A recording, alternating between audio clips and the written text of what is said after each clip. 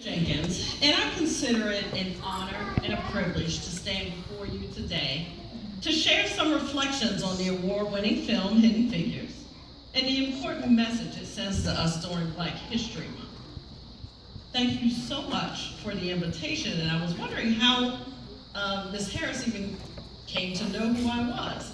And surely in this world of social media, that was the answer. My uncle, Raymond Jenkins, what do you say? knows Ms. Harris and saw a Facebook message I had posted about the movie, and that's how the connection was made. So as we say in my other church, life is truly better connected. I served in two churches, Life Church Ministries right down the street on South Hanover Street. I'm Pastor Reverend Amin Flowers, and I also serve in the Open Church of Baltimore, Reverend Brad Braxton. At Life Church Ministries, I am their Director of Christian Education.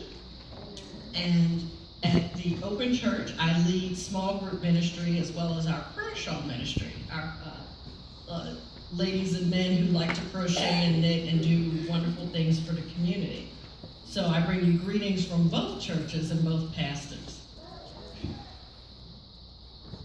One other thing you should know about me before I get started is that as of next month, I will be celebrating 8 years as a breast cancer survivor.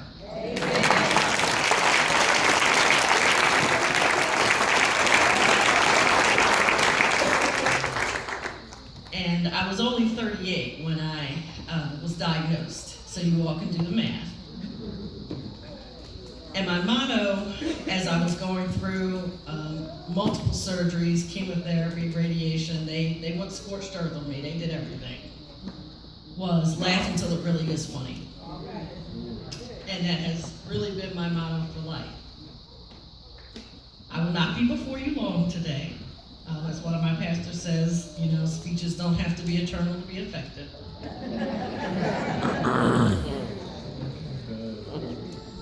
My lifelong dance with mathematics started when I was in elementary school, 4th grade to be exact, trying to learn long division.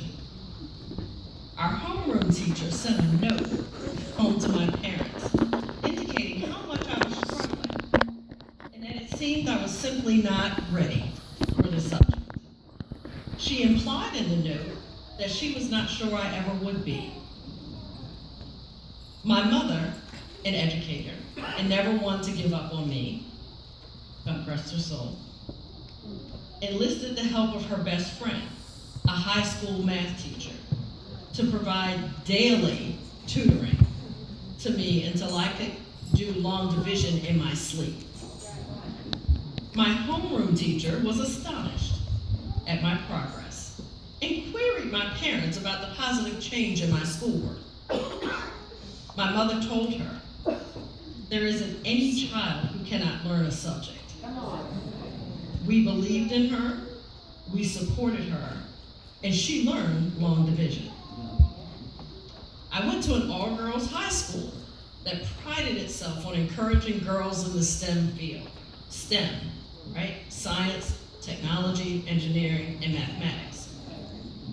However, when it came time to take the more advanced courses in my junior and senior years, the math courses like AP Calculus, I had to take at the boys' school. I graduated from high school in 1988 and became an affirmative action baby. Proudly so.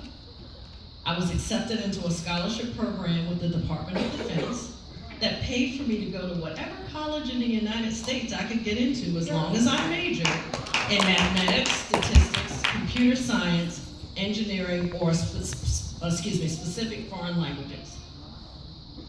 This scholarship allowed me to attend American University and major in mathematical statistics and promised me a job upon graduation. That job went on to pay for my master's degree in applied mathematics and operations research at Johns Hopkins University, as well as the first year of doctoral coursework in biostatistics.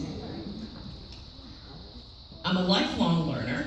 It didn't end there. Last year I graduated with my master's degree, a second master's in church ministry and theology from St. Mary's Ecumenical Institute. But my experience at American and Johns Hopkins was not easy. The math department at American in the late 80s, early 90s refused to give me an advisor, even though I had declared mathematical statistics as my major. I had to have several federal officials from the agency that was paying my tuition go down there to force them to offer me the same academic support that other declared majors received. I remain forever grateful to Colleen Jennings, an African-American professor in the theater department at American, for being willing to sign off on my semester registrations when I could not find anyone in the math department to do so. When I went to Johns Hopkins for my graduate degree in applied math, I had a professor tell me, never take my class. Unfortunately, his class was required to graduate. And when I had to take his class, he gave me a failing grade, which delayed my graduation and forced me to take an independent study with another professor. I struggled in the world of mathematics, the academic world. I had few, if any, black female role models. But truth be told, I knew plenty of white students who were struggling too. We struggled side by side. Last year, shortly before his untimely death, Supreme Court Justice Antonin Scalia went on the record stating that affirmative action programs push African American students into schools that are too advanced for them. That was code for your race belies your intelligence. I believe to this day that my struggles were not because I was not prepared for those programs, but that the programs were not prepared for me.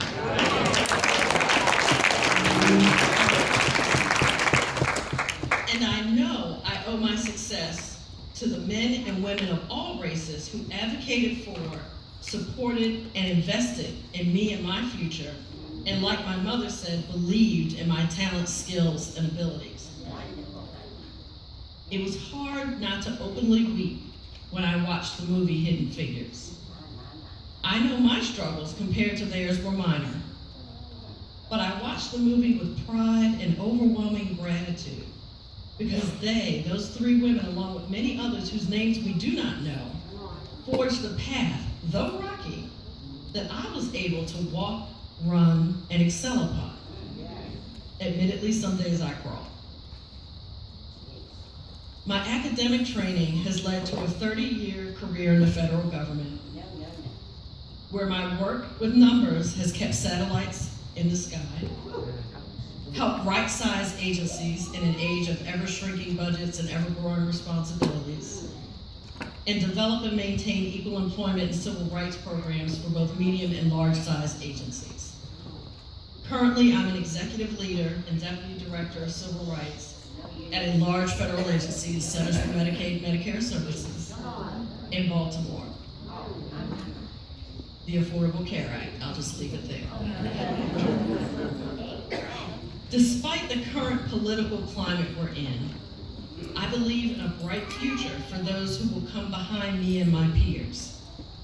While I am now counting, thank you, years to retirement, I know there are many coming along who will do far greater things and take the disciplines of mathematics and statistics even further.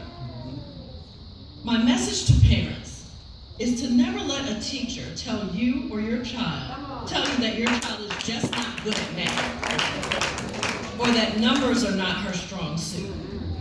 If you hear that, resist. Even if you were not good at math, and numbers were not your strong suit, get assistance, provide tutors, do whatever you can to ensure your child is getting an education that will help them be numerate in an ever-changing and growing global economy. It is vital to our individual and collective survival. To the young people, do not let those in authority discourage you. Do not be afraid to ask for and get help. Students of other colors are not any more naturally or inherently smarter than you. They just have people investing in them and supporting them.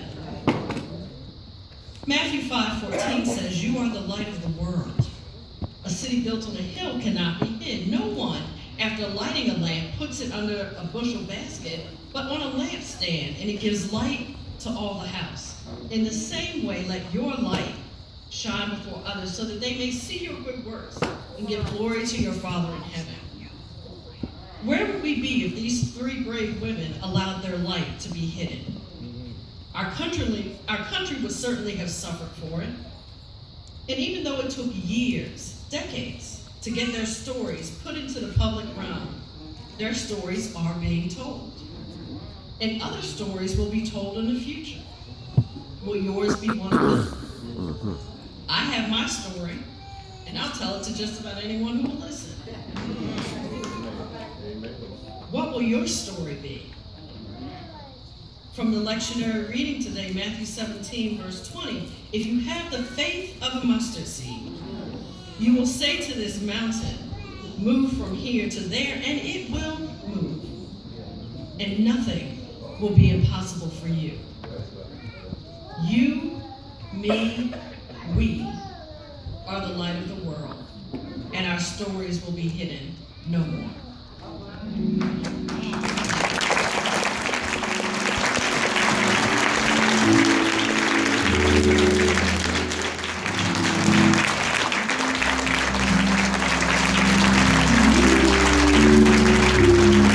Please show her some Town Neck love.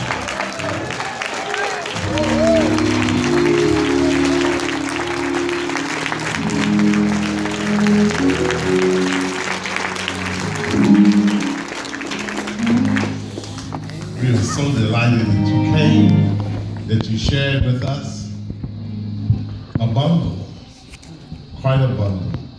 And we praise God for it. The world is a small world unless I've got something wrong.